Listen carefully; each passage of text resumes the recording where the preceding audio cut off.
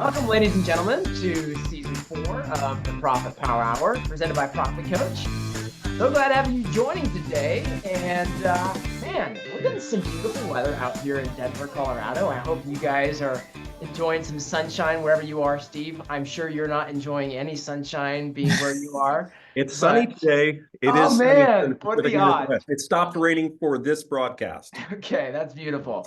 Well, we're talking today about using data to optimize maintenance and create undeniable value.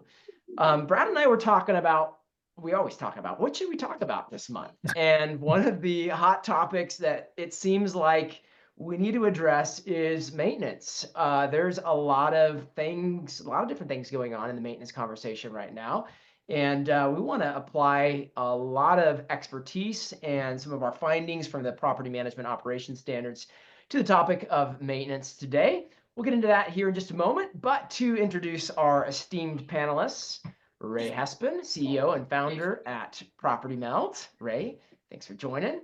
Steve Parrish, Director of Maintenance, Invest West Management. I've had the privilege of working with Steve pretty closely over the last couple of years as you've been working at Invest West, and you've done some amazing things over there. And Kelly Segredo, President at Kelly Segredo Consulting.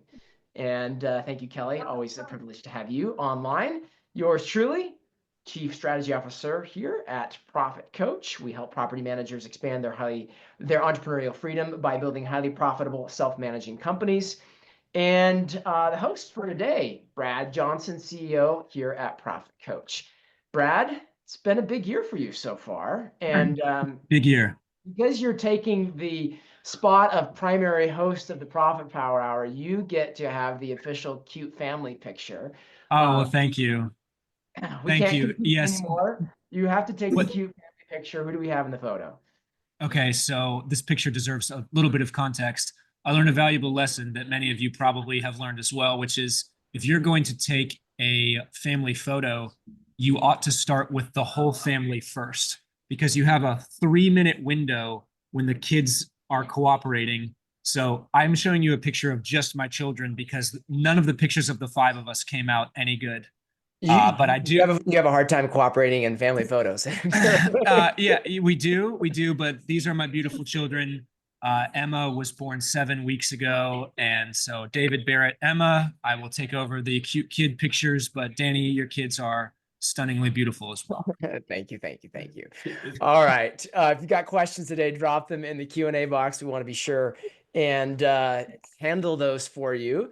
But let's also get the chat going here. And folks, you can chat with everybody.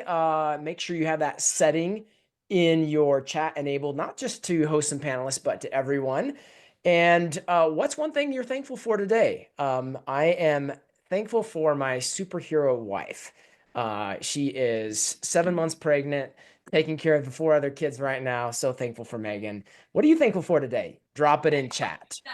As always, we are here to facilitate a transformation in your thinking, in your mindset. That's what drives behavior and operational change. Help you move from operational fog to total clarity on both your operations and financial performance, and ultimately from gut-based decision-making to data-driven, predictable success in maintenance. Are you ready? Can I get a little bit of a drum roll from the panelists? Here we go. From all 112 people in the house, let's dive in. How to use data to optimize maintenance and create undeniable value. We're going to start out with a poll here. And I just want to hear from the audience right up front. What's your number 1 maintenance challenge? Recruiting and managing vendors, hiring and managing technicians, maintenance coordination process, turnover, make-ready process, resident and owner communication, billing and pricing, and something else. But I feel like that was a pretty comprehensive list. So get your feedback in, and over to you, Brad. Let's dive in. Sure thing. So part of what we set out to do when we created the PM operations standards was to answer the question of how do I know I'm doing a good job? What does good performance mean in a really objective way? So as you can see from the graphic in front of you, you have the old way without the PM operations standards, and you have the new way, the level of ingenuity and insight that you get from the standards. And as a reminder, we broke down the 8 core processes of property management into milestones. And we're really going to be diving deep into maintenance today. These are the maintenance request milestones listed here in front of you, including the starting and ending milestones and value milestones, as well as constraint milestones. A big part of optimizing process is minimizing or getting rid of the constraints in your process. We also have the turnover milestones here. Again, you see the starting, the value, the constraint milestones, just to give you some context for the maintenance process today. And a few interesting metrics that came from that are worth putting out before we get going. Speed to repair. Ray has done a ton of great work on this at Meld as well. The survey that we sent out, that we got 119 responses for, indicated that the median speed to repair target for property managers, their standard of excellence, what they're looking to hit, is 6 days. And the target in days for the top quartile, the most aggressive, is 3 days. And interestingly, one thing that we saw in the PM Trends report, which is what do landlords expect, which is landlords actually expect 3 or less days. The majority of landlords expect a more aggressive speed of repair time than we're targeting. So there's a little bit of dissonance there, and we'll talk a little bit today about how we might close that gap. Maintenance request callback rate, another really interesting metric that reveals philosophy and different methodologies towards speed versus quality. Not that they're always opposed to one another, but there is this ability to go faster or perhaps be more comprehensive and have less of a callback. Median 5%, most aggressive. There are companies who are targeting no callbacks ever, which is definitely aggressive and pretty hard to pull off. So the question for you is, how are you performing on these metrics? Are you using the PM operations standards to standardize and report on all of these operational KPIs? And can we help you today both get some more clarity on how to do that and optimize your maintenance processes to that end? So our agenda for today, 3 main topics. First, what are top operators doing to streamline maintenance processes and lower costs? How are they using data along the way?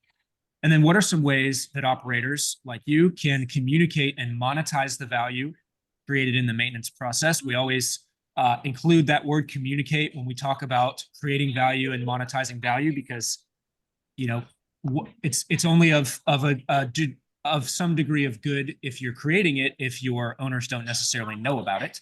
And then finally, what factors in the maintenance process most impact owner and tenant retention? Should be a really good conversation this morning. All right, and it looks like we have our poll results up as well. And look at this. We have a pretty dang close even split on #1 maintenance challenge. Looks like a tie at the top of recruiting and managing vendors and billing and pricing, but everybody's got something here. And if you put other, I would love to have you put in the chat what your other challenge is so we can have a look and get some context there. But yeah, we've got a nice wide range of issues to solve here, but that's what we want to do today. Hey, Kelly, question for you. I'm curious, when you go into an operation and look at maintenance, what do you find are the most common challenges for maintenance? And maybe for you, Steve, as well, what was the biggest challenge you faced at InvestWest? But starting with you, Kelly. I'd say the 3 top challenges, if I'm looking at this list, are typically hiring and managing technicians, pricing, making sure that you have the right profitability in place to be able to support your maintenance department. And then probably third to that is the communication piece, whether that is internal communications, where it's your maintenance department being able to adequately get information to property managers and the rest of the team, or that communication piece to your residents and your owners, but really streamlining that opportunity to keep all the information flowing. How about for you, Steve? Yeah. What did you encounter when you started at InvestWest? I think everything on the list here was in play. Yeah. But I want to be clear, great company. Chris Barber and our entire team, great company, but the maintenance department was struggling. But it really was, especially in this category, is really all about efficiency, but in efficiency in every single one of these categories, trying to figure out what was going on and how to make it more efficient, whether we're dealing with vendors or technicians or the pricing, everything was in play for me. So I wouldn't say that, in my voting, it was everything was at 100% that needed to be dealt with. And I think that just, being able to dive into some of the data on what's making up some of that, some of those categories helped me to begin to figure out how to make it more efficient, if that makes sense. Absolutely. Yeah, good stuff. All right. Danny, if you'll click over. So what are top operators doing to streamline maintenance processes and lower costs? But first, we have a very brief cameo here. A friend of the program, longtime friend of the program, Jeremy Pound, has infiltrated the Profit Power Hour live and in person. We're here at North Carolina NARPM in Raleigh. Jeremy, just wanted to say hello. I love the ProfitCoach family. And yes, saw him over here. Guys, we're in the middle of a hotel and he has the most legit stuff. The commitment that I watched when I walked over and saw him doing this was awesome. And so I was like, let me jump in. Did you tell him about the Strategic PM Summit yet? No, I didn't. Go ahead. Oh, if you don't know about the Strategic PM Summit, we got this amazing event, May 15th and 16th in Fort Lauderdale. Just Google it. I think we own the whole front page. Strategic PM Summit. Got amazing days, out of the industry speakers, in the industry speakers is going to be amazing. And yes, I will send you the check that I promised. Okay, sounds Thank you good. very much. Yeah, perfect. Have fun, guys. Good to see you, man. Good seeing you, Jeremy. All right. So what are top operators doing? Streamlining maintenance process and lowering costs. A couple things from our friends at Property Meld. This is a great resource that they put out. 10 common maintenance mistakes and how to avoid them. A few things that we're going to make sure we don't do. Repair speed, thinking it doesn't matter how fast you're getting a repair done, not tracking maintenance KPIs, poor engagement with owners, residents, and vendors, and not properly maximizing your maintenance team, as well as automating your maintenance process, making sure that you're automating every step that you can. So to start out, Steve, I'm going to start with you. What are some things that you're doing? What are some ways that you're using data from your operation to streamline your maintenance processes and drive your cost down? There's this great product called Property Meld that I use regularly. That's pretty data driven. Has allowed me to really jump in. I've coined this phrase, so I'm going to charge Ray for this. But Property Meld for me is air traffic control.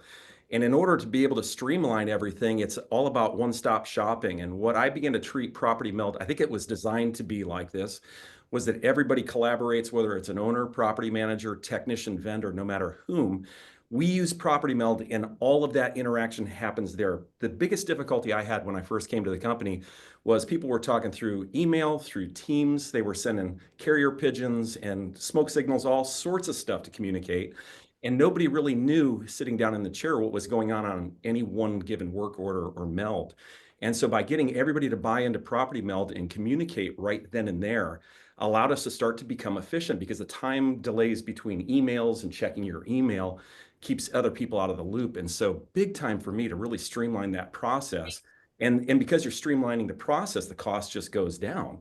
And that has to do with even communicating with a vendor. It could take 4 or 5 days back and forth email with a vendor, but if you use Property Meld correctly, you use the chat correctly, things are just instantaneous. They happen right there in front of you, and any coordinator, any property manager, any director can see it all happen right there in front of them. So I really relied on that. And that's all due respect to Ray and the product they have, but I'm on the user end, so I just need a good tool. It's like having a hammer that can actually bang the nail down into the wood. So yeah. See, what was some of the big go ahead, Brad. Well, I were probably about to ask the same question, which are, given the situation that you walked into there and then getting on something like Property Meld where you got a new level of data insight, what were some of the data points that you found once you got it up and running that enabled you to streamline your operations, and what was the result of that? Well, I'll give you just one simple example. Like when any given technician has a list of 75 melds, and some of them are 30, 60, 90 days old,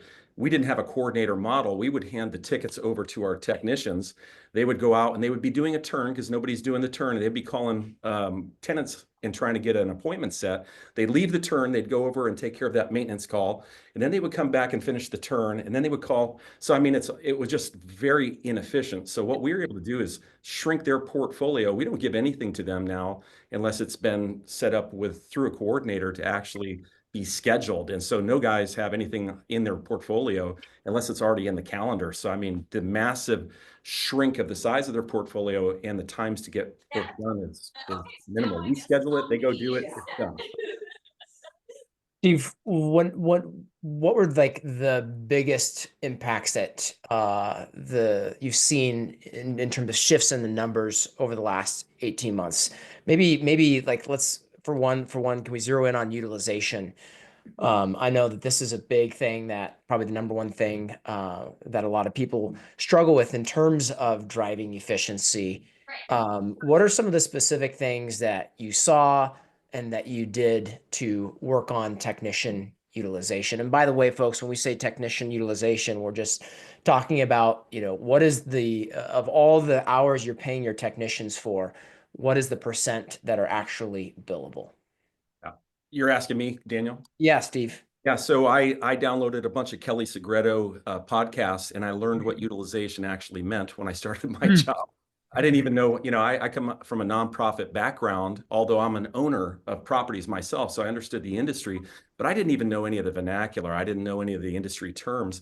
And so for utilization, I had several guys that were in the 60% and 70%. I had a couple guys that were hitting 95, but here's when I want to just hit pause for a second. Data may lie to you. I love data, but I was handed data that told me a wrong story. If you don't understand what the data is speaking about, as far as like best way I can describe it is if somebody gives you directions to get someplace, but they don't know your starting point, the data will lead you in wrong directions. And so when I first started, actually, some of the data didn't make any sense. And I had to have a couple key discussions with our owner to say, I know you told me to hire 2 techs every quarter so that we can be profitable. I think we have too many techs. And so by dialing in to see what some of that data meant and discover what some of that data meant and have an understanding of how it actually applied, because it was, in some ways, it was lying to me. It allowed me to then dial in to be able to see, okay, what do we really need to do? That would be my first point on that. And so what ended up happening to our utilization rates, all of my guys have gone from what I was saying about the guys with a higher utilization rate. Yeah, they were 95% utilization rate, but they were only working 25 hours a week. So if you're just looking at the utilization rate, but you're not looking at how many hours that were actually billable hours for them, we're giving out bonuses for guys who are only working part-time. And so by me collecting all of the data and beginning to understand all the data, now all of my guys are in utilization rates over 100%, every single one of my guys. And the only way that's possible, for those of you who are doing the math, is that I do probably 3/4 of our work now is not time and materials, but it's bid work. I'll go in, I'll send in an inspector to do a bid on a turn, to do a bid on a property survey, a bid on an appliance replacement. We do probably 75% of our work is bid work. So in other words, if we bill for 8 hours, but it only takes the tech 6 hours, you can see how that'll positively impact that utilization rate. But I track all of that stuff every week, every month, every quarter. Awesome. When it comes to the issue there that they weren't working, you're just basically saying they weren't working a full 40 hours. What was driving that? Human nature. Okay. I mean, like there's literally, some people that in some cases they really want a part-time job, maybe a part-time and a half, and they not really thrilled about grinding. And I love our company because we have company values, our core values. One of them is be hungry. I'm very hungry. I need technicians who are hungry. And so I had to write the breaking point for the first guy that I actually let go. It's like, hey, I can't employ somebody who wants to work 25 hours a week. I need a full 40. I'm looking to bill for at least 40. And if that's not what you want to do, you're a great guy, but this is probably not the company for you. So tough conversation, but those are the type of conversations you have to have. Yeah. Well, they're hungry and they move the needle when they're hungry. So that's awesome. I love that core value, by the way. That's really great. Love it. Kelly, over to you. What are some things that you're seeing top operators do? Where are you consulting people on streamlining maintenance processes and driving costs down? Yeah, maintenance is kind of, just to give a little context, maintenance is kind of one of my favorite places to play in a property management company. I started as a licensed general contractor. I am a licensed general contractor again here in Utah, in addition to everything else that I do. So when I'm diving into a maintenance component, either a maintenance company or a maintenance department within an organization, we're typically starting with the pain points. We're looking at speed to repair and we're looking at speed to turn metrics first, typically, because that uncovers a lot of, then you can kind of dive into where those issues are. And is it a communication breakdown? Is it owner cooperation? Is it, really the guys are inefficient? Is it inventory control? It allows you to start to kind of unwrap that conversation from a good starting point. So speed to repair, speed to turn are those two key metrics that we kind of start with. When we're then adding in those streamlining pieces, we're normally looking at automation. We're looking at workflow creation and getting your workflows digital so that you can have those triggers of automating those day-to-day things. Meld has their workflows built in as well, where you can trigger those email communications or requests for surveys or those types of things. We're looking at inventory creation and tracking. A lot of people aren't doing any kind of inventory and they're losing a lot of screen or windshield time with just inefficiently driving to the store 20 times a day. We're looking at geographic area of portfolios. Can you hone in your work orders by your zip codes and all of those types of things? But it really starts with that speed of repair and speed of turnover. That's where all of this kind of unraveling is able to be triggered from. Sure. What are you seeing as far as as what's an indication to you that speed to repair is an issue? What sort of numbers signify to you that, hey, this is somewhere we need to go down? And what sort of benchmark are you trying to get people to a place where you're like, okay, this is a high quality performance? How do you look at that? So if we're looking at just speed to repair, I'm in that top 25 target. I want 3 days and under for a repair. Especially if you have an in-house team and you have control over the timing of when things are completed, there's no reason why you can't get it to 3 days. If you're running mostly multifamily, the time frame is even faster than that. Yeah. But right. for a single family, I can see why 6 days is the median. I really want to see people getting more to that 3-day target, because that's what our tenants expect. And that's really, when you're really looking at it, your tenants are going to interact with your maintenance and your vendors more than they're going to interact with you. And so this is such a huge piece of that retention and that satisfaction score. But we're looking at kind of that 3-day danger zone is if we're outside of that 6, outside of 5. If they're taking 7, 8, 9, I started with a portfolio a few months back, and they had work orders that were 6 months old plus. And it's like, well, we couldn't get the guy out here and it kind of got forgotten. And so, there are maintenance companies that don't even know because they're not looking at the data. They're not looking at their numbers. They're not looking at their property management dashboards. You have to be in touch with your numbers on a daily, weekly, monthly, quarterly, annual basis and really dialing those in order to be efficient. Kelly, what are some supporting metrics there on speed to repair? In terms of like, all right, this is off, you're sort of outside of the safety zone. Where are you looking next in terms of diagnosis?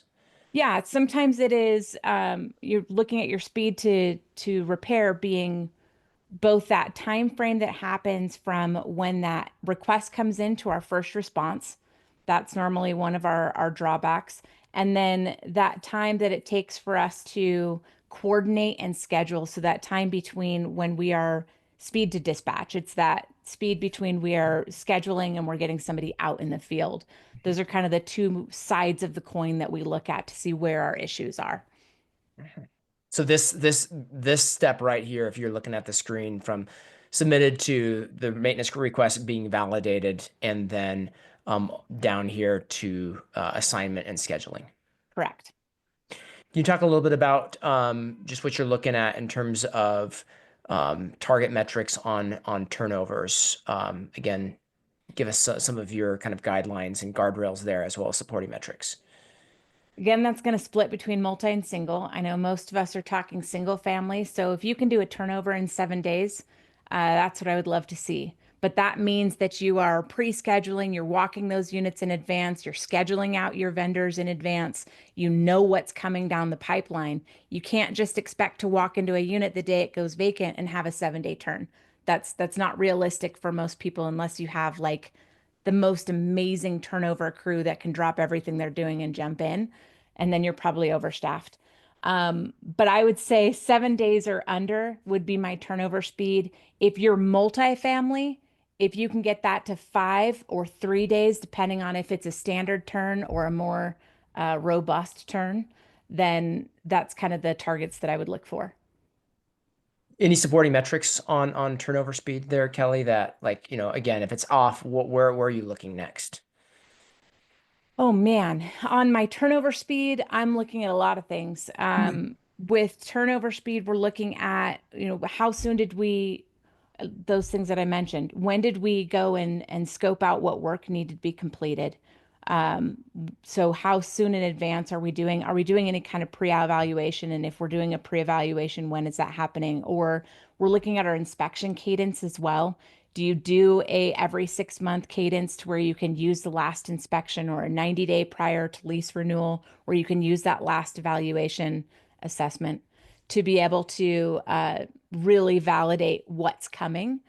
So we'd be looking at kind of what that schedule is. But when we're looking at our milestones, I would say when the move out assessment is happening, that timing is really important. I've had some teams that I come in and they're not getting to it till 3-4 days after it goes vacant. Wow.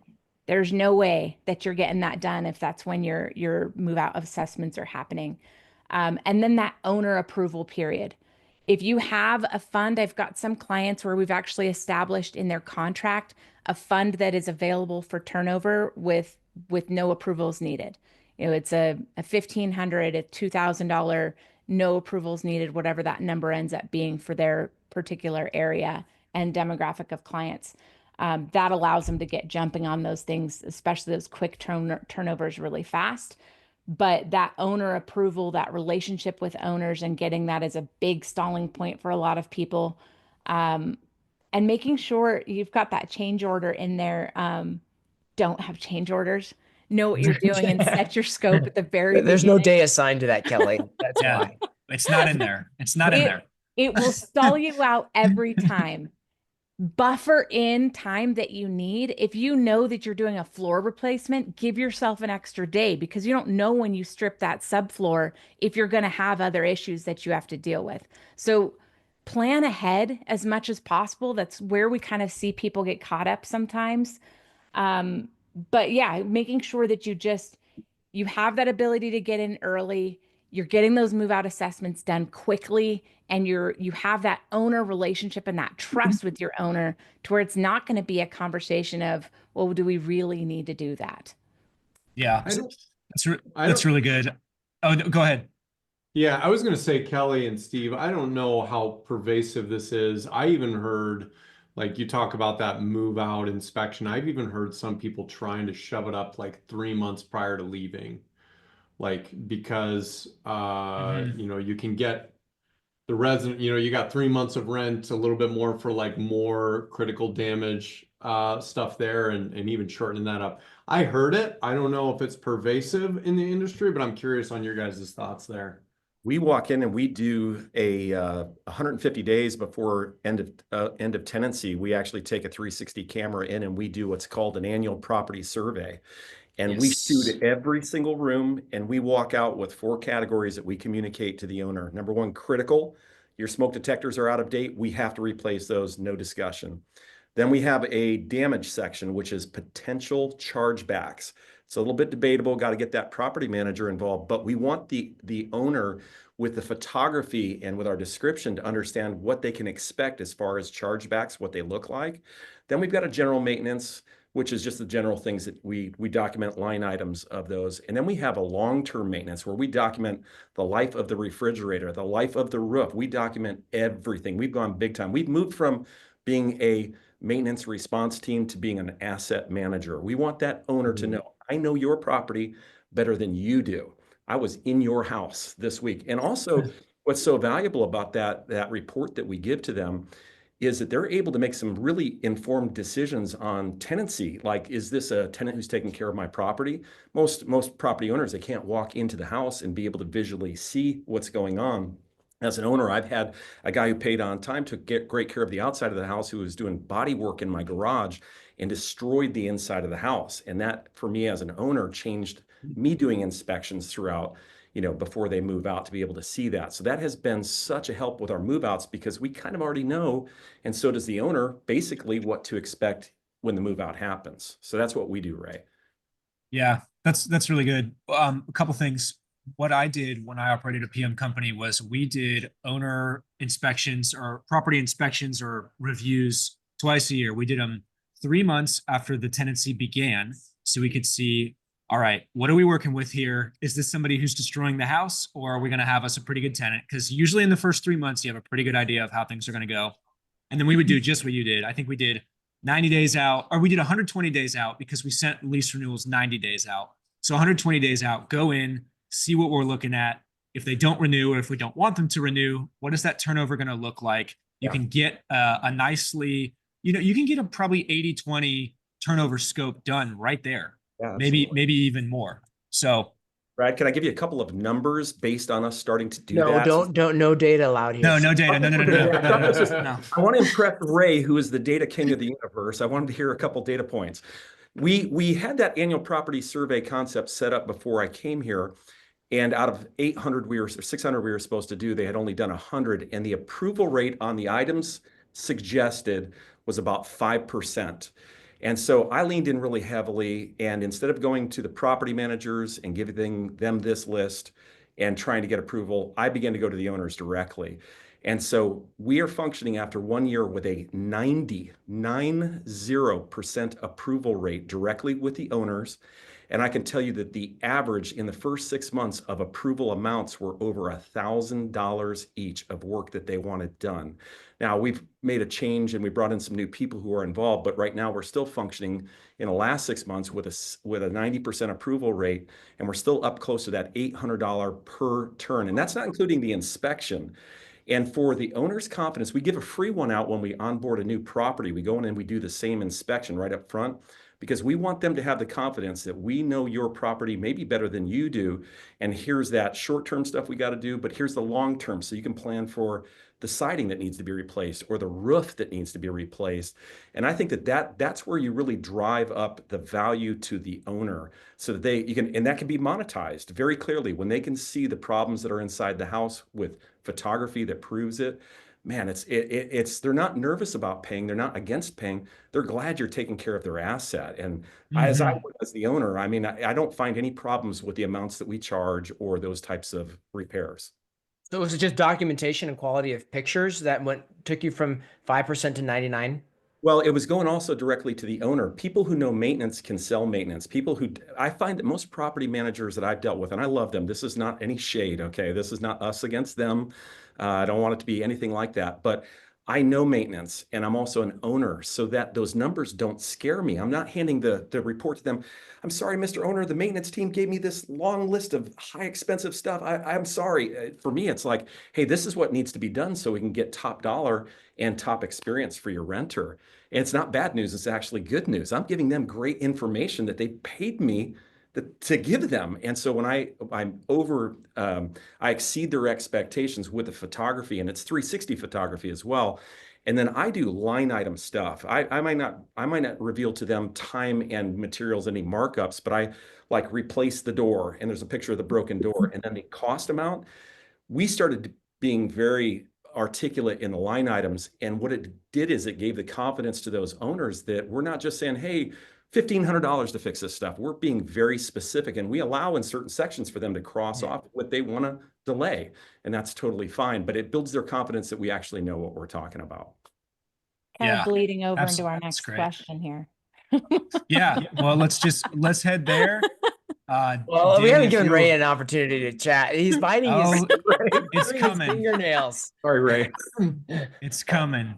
I love property melt, though. I just want to make that clear. I like me some property melt. I love it. And by the way, what's interesting, I put that quote in the chat because I think that is really, really important. And like you articulated that point of like, it's really about trust. And I use the, or like I have a hypothesis, like a lot of the great reports that have come out and the latest Lead Simple one that came out around, you know, the investor study, and like a lot of the things are symptoms to trust issues, right? I want to be involved with a ton of stuff. It's because they don't trust you. And like when you have those interactions of potentially somebody who's not familiar, never had a hot water heater, never owned a home in their life, and they just see dollar amounts on something they never experienced and hand that off. That is beautiful insight to the nuance of the conversation of maintenance. I thought that was great, Steve. Yeah, absolutely.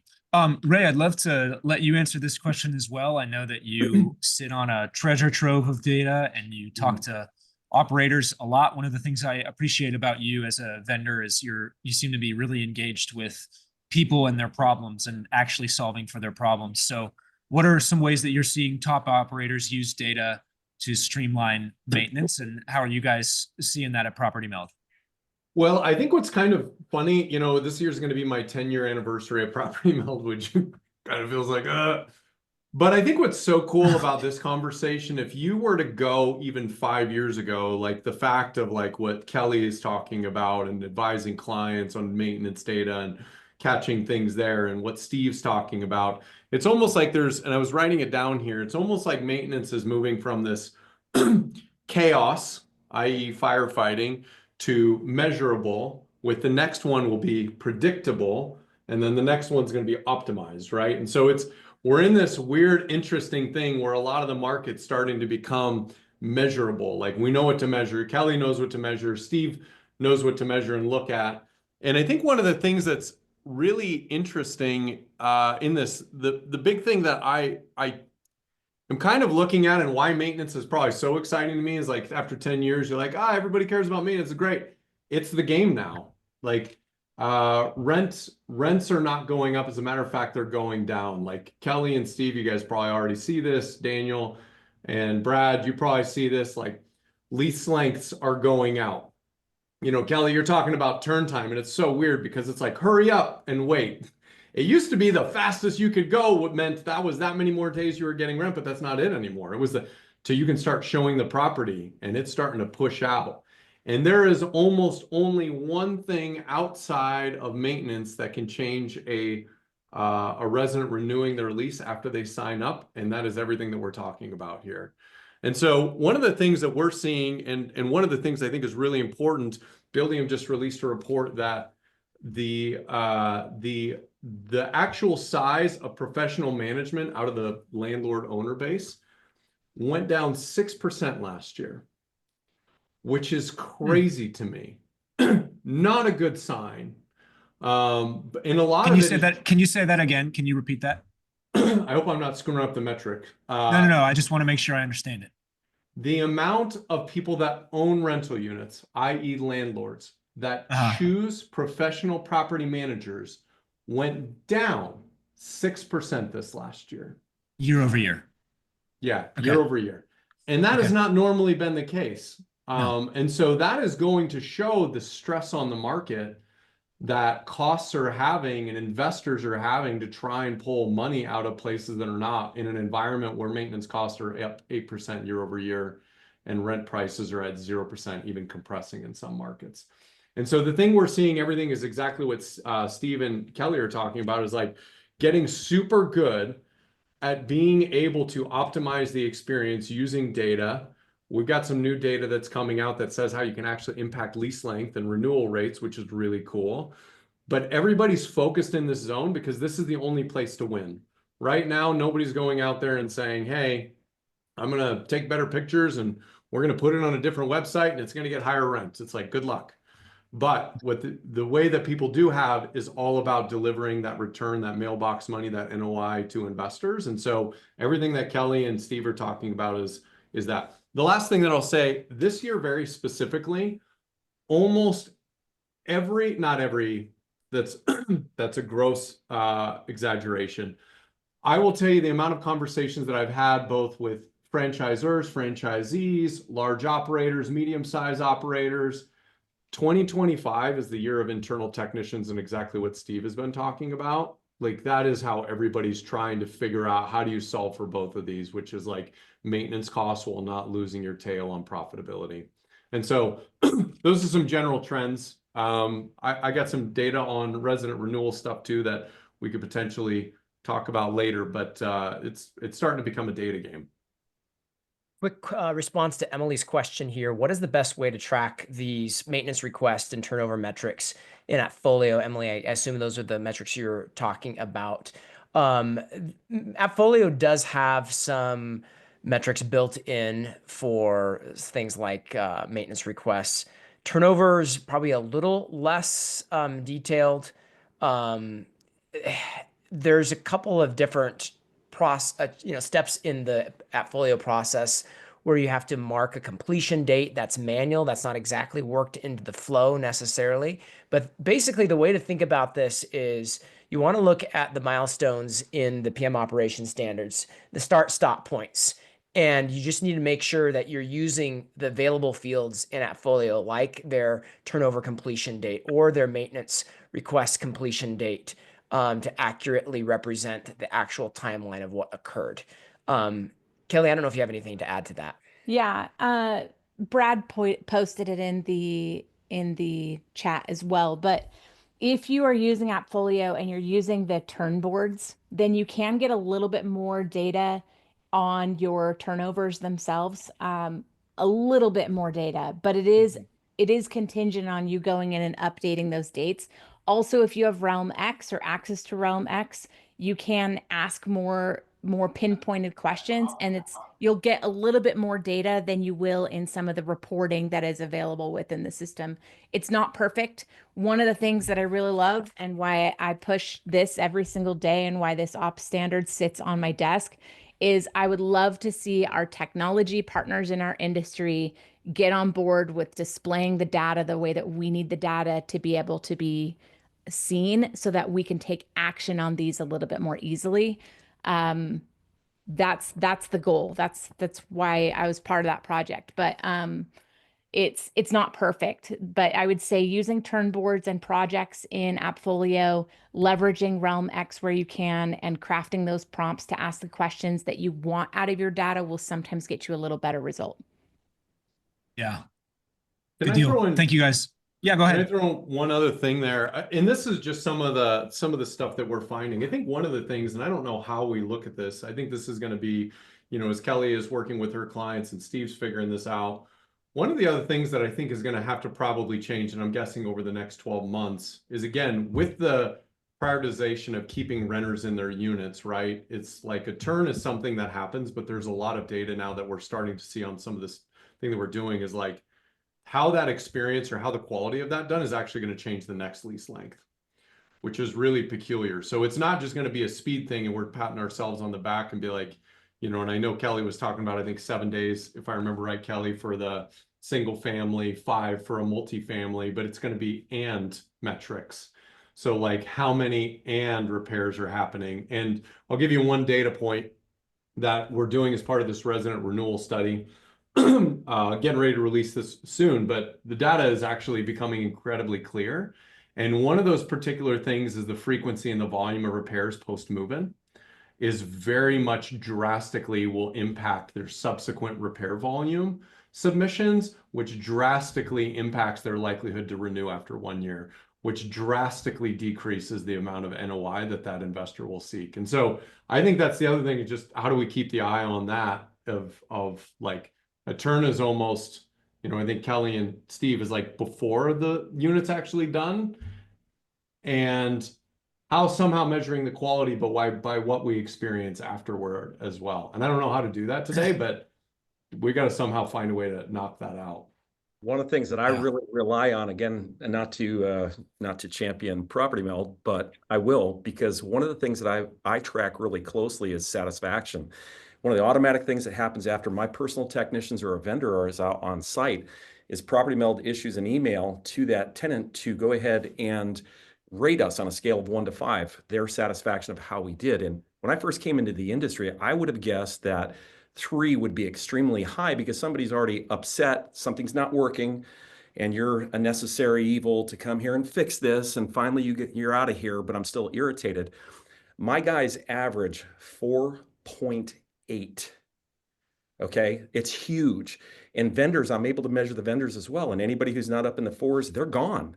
I mean, if my tenants are not happy with that experience, that's not satisfaction. And where that really works into the long term and getting away from churn would be a happy tenant, a satisfied tenant is going to continue to be a tenant, right? And what one thing I would wish that could happen was there'd be an easier way to communicate that review of that. Ray, this is my plug here towards your IT team, to be able to forward that information directly to the owner to say, hey, yes, it was a hassle. We had to fix your hot water heater, but the tenant gave us a rating of 4.7. And this leads into the third question probably for today. I didn't intend to segue, but this idea of communicating the wins to the owner, it's monetizable. I mean, when a tenant is happy and they express their happiness, to be able to communicate that to the owner is an amazing thing. And it's one of the things that we track every day on my scoreboard. Every week, this morning, I had a maintenance technician meeting, and they were able to see their property meld 5-star reviews. They high five one another. We also track Google. We actually incentivize the Google 5-star reviews, and communicating to that owner is the next stage. We do when we onboard a new property, we communicate how many in-house technicians we have, how that we're on 24/7. Our coordinators are always on, ready to receive the call. And this is the satisfaction rating that we have with tenants. And they wouldn't otherwise know that information, but getting that information to owners and maybe comparing it to other people in the industry becomes a really valuable leveraging tool to say, this is why you want to come with us. This is the satisfaction rate. A satisfied tenant equals a satisfied owner, in my opinion.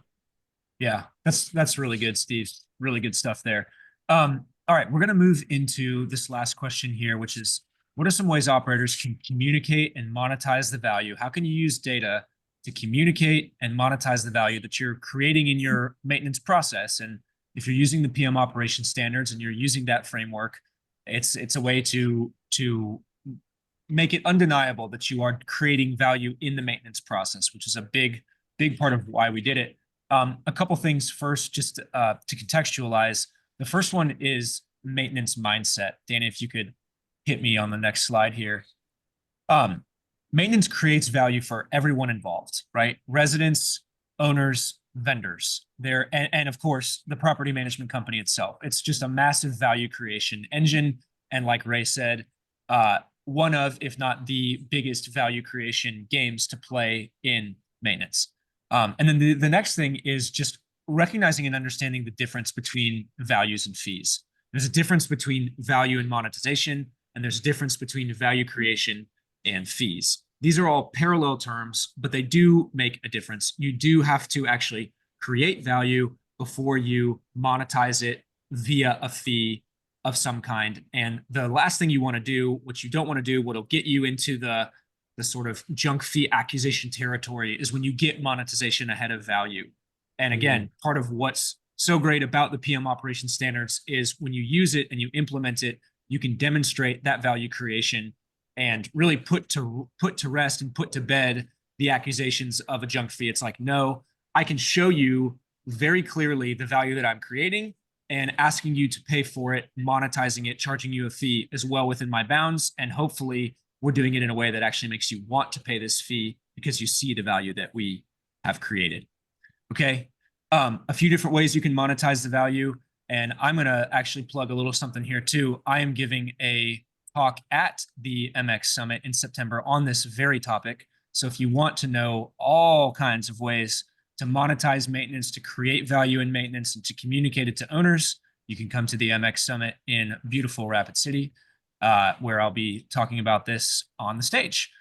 So, whether you have third party, whether you have in-house or some mix, you can see, for the sake of time, I won't go through all of them, but you can see these sort of standard ways that you're able to generate income and generate value through the maintenance process. So before we get to a question, I did want to offer something to you guys, to everyone on the podcast today, or excuse me, the webinar today, which is, do you know what your biggest opportunities to increase efficiency and value creation and maintenance are? And would you like the opportunity to meet with me to talk about what those are and see if you can identify some of those in your business? Like Danny mentioned, I have run a PM company, 1,300 doors and maintenance division, and I've been able to creatively monetize and create value in maintenance, and would love to get to know you, get to know more about your business, have a conversation, and see if there are some ways that we can uncover efficiency for you. So if that interests you, please respond yes. During this call, I will help you identify top maintenance monetization opportunities for you and for your team, how to uncover and solve operational inefficiencies. I think I have a lot of value to add there, because that was my mandate for 3 years, was to find those things and solve them.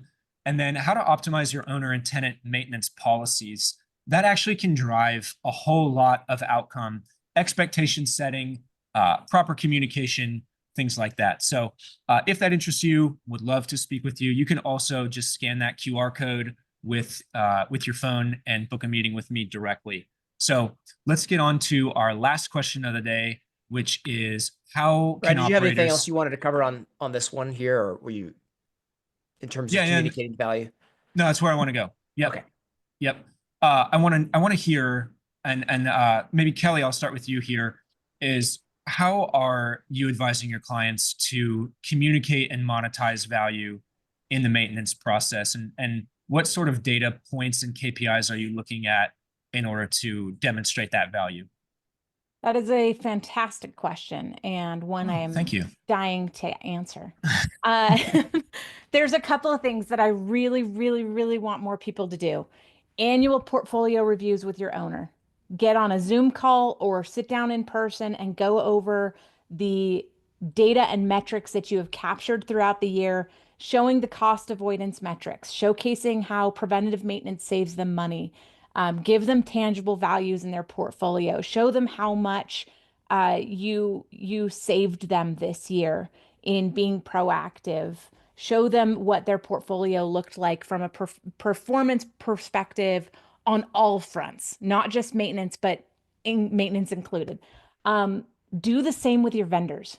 Have a sit down with your vendors. Have a vendor event where you celebrate your vendors and you give awards to your vendors at the end of the year. Do what you need to show them how they can perform better.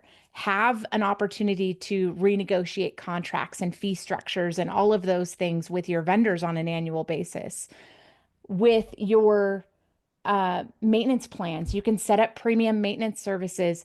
I am a huge proponent of making sure that you are looking at this from the mindset of value creation and experience creation, and then not working for free. If you're looking at it from that mindset, you will not go wrong, because you're really truly looking back at the value of what you're offering to your clients, to your customers, to your vendors, to your partnerships, to your community in general. But make sure that you're having those opportunities to sit down. I would say the things that we like to highlight: maintenance request callback rate, to show what a quality job you're doing. First reply time, how quickly you are responding. What do your response times look like? Your annual maintenance spend per unit as a percentage of revenue. Look at your speed to repair and your speed to turnover, your days without revenue. Thank you. I'm like, value? That's not the word. Days without revenue. Those are the metrics that I would showcase in those annual reports, where you're sitting down with your owner, you're creating that tangible value, you're building trust, and you're truly protecting the assets that you manage. That's the goal. Like, love that Steve is doing more proactive, looking at those long terms. In that annual review with your owner, you can also have those conversations of, hey, these are the long-term items that we see. We think these ones are going to hit this year, but we'd love to put together a CapEx spend fund for you and start taking, can we take $200 a month and put it in an additional fund to save for that water heater repair that we know is going to happen later this year? It's those kind of proactive conversations that transforms you to being reactive maintenance to proactive maintenance. And that's where owners save money. That's where you build loyalty. That's where you foster trust. That's where this kind of turns into a beautiful relationship and a tangible value. I'll just say one thing that's really important that I saw is we got a customer and they actually have a dedicated maintenance group that charges money, invests in maintenance and everything else like that right next to a part of their portfolio that has just property managers doing their thing, right? And one of the interesting things that we saw was the separation between them because they're in the same markets, same type of portfolio. It's like some people have just opted to spend more on maintenance, and the renewal rate was 11% higher at the same cost. And so a lot of the times, and I think somebody called out in there, is like they don't know if they don't know. And one of the things that like data, and this is a psychology thing, people believe numbers 10 times more than words. And so as Kelly's like going through, is like you think about it in another experience that you would have. Imagine your financial advisor's like, it's going well, it's going great, doing good. Like, no, like show me graphs, metrics, show me you're the professional, that you're looking at these other things. You know, wrote down one of the things, people use our benchmarking product heavily because everybody changed the hot water heater 10 years ago. And like, are they going to believe your words? Or are they going to believe data?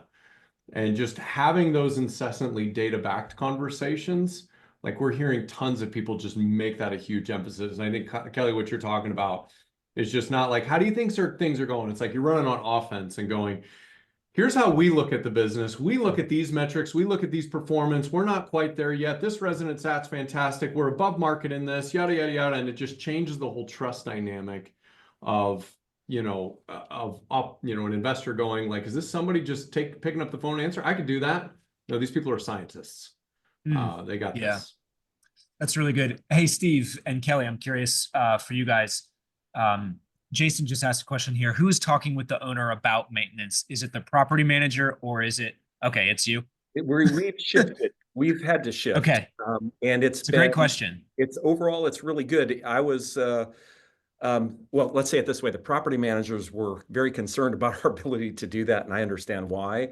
It takes the right people, obviously, to do this, but we, right person, right seat, get the right person in that seat functioning.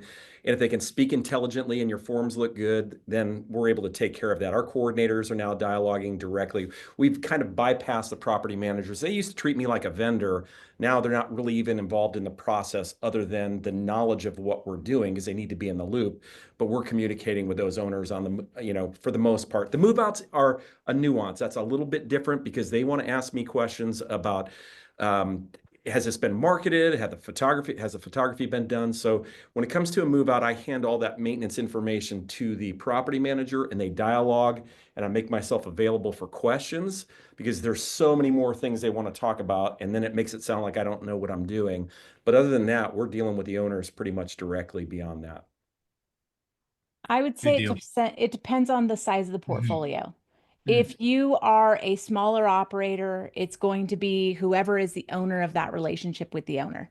If that is yourself as the business owner, then that would be the person that has that conversation with the owner. If that is a property manager, that's the person that has that conversation with the owner. If that owner has a large portfolio, sometimes it makes sense to have your director of maintenance and your property manager both be in that meeting to where they can talk more strategically about the maintenance component as part of the whole of their portfolio and how they're going to protect that asset or that group of assets over the coming years. Yeah. Really good. Okay. I know we're running up against time here, but I did want to real quickly go to our last question. And Ray, this is just a slice of red meat for you here. What factors in the maintenance process most impact owner and tenant retention? I know that you have been hemming and hawing about this for quite some time, and you're getting ready to deliver some breaking news, I think, at Broker Owner. But what can you tell us about what you're seeing here? Yeah, so 3 legs of the stool. I think we're sound on it. I think Steve and Kelly touched on a couple of them. Kelly, you'd mentioned the annual maintenance spend is a percentage of rent roll, percentage of revenue. So that's like cost, right? And our job is to figure out how ways to do the lowest cost. That means more preventative. That's 1. 2 is margin. We've got to make sure that we're making money doing the work and we're not losing money during the work. We're seeing, I heard somebody talk about that. The third, which I think is the most exciting and is really going to become the trifecta of this, is resident renewal is actually becoming a little bit more of a science than not. and a little bit more of a money ball game. And I'll just drop some interesting stats here just to give everybody an idea of like what we're talking about. When we're doing this study, and I think we've got around 160,000 leases and like direct maintenance behaviors and figuring out what makes somebody go and renew a lease and what makes somebody lose a lease. I'll give you a perfect example. Everyone who has pools on their property, whether you're multifamily or single family, it is the thing that can absolutely torch a renewal rate if you do not get it repaired well and quickly. It's the most interesting thing. Towel bars. Nobody cares. Like, as weird as it is, like I know like not all repairs are created equal, but towel bars, residents do not have a very strong correlation to any repairs or volume repairs or satisfaction or speed on towel bars have any impact. Water softeners repairs, you can be a lot slower, but you need to fix it right the first time. And so there's starting to be these guidance where we're saying 6 days, right? But it's starting to become, well, which ones are which? And we're getting ready to drop this report that can hopefully identify and flag residents, help operators make perfect decisions. That if you can be the person who can actually say, as a professional property manager, hey, listen, I appreciate you allowing us to take care of property. I'm going to do a good job. I'm going to follow it legally. I'm going to do a good job managing costs. But if you can also say, and I can approve your renewal rate, which is significant money, the amount of self-managing landlord market drops out. And the reason it's important, I did that 6% on what I think is professional property management, particularly in single family. That's, oh my goodness, I lost that calculation. Hold on. That is 480,000 homes that we as an industry lost because we could not prove that in 1 year. And if we are able to make those 3 things happen, and that's why it's so exciting to talk about maintenance ops and Kelly and Steve and Brad, you do those 3 things, the amount of people that self-manage landlords will evaporate relatively quickly. There's just mathematically does not make sense anymore. And so I think that's the last place we have to lean. That's in front.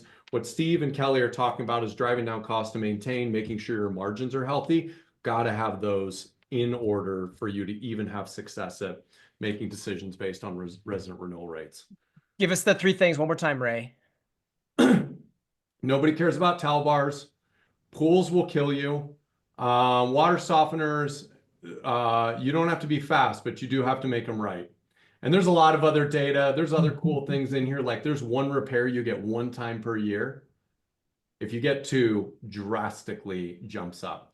And then there's velocity and frequency cool data that we're going to share. But anyways, I'm going to be talking to broker owner on some of this, but it's going to be Moneyball. It's going to be a science game. Yeah, no doubt. Well, we're all looking forward to that. I'm just certainly will be in attendance at that. So, all right, well, we will wrap it there. We're just a few minutes past the hour, but wanted to thank all of our panelists for today. This was a great discussion. And thank you to everyone who attended. We appreciate you guys so much, and great questions in the chat and the Q&A today. So we will see you at a special time, April 2nd, not the last Wednesday in March because of broker owner. So we'll see you April 2nd. You can visit us at pmprofitcoach.com. You can book a meeting with me, scan that QR code. Thank you so much. See you later.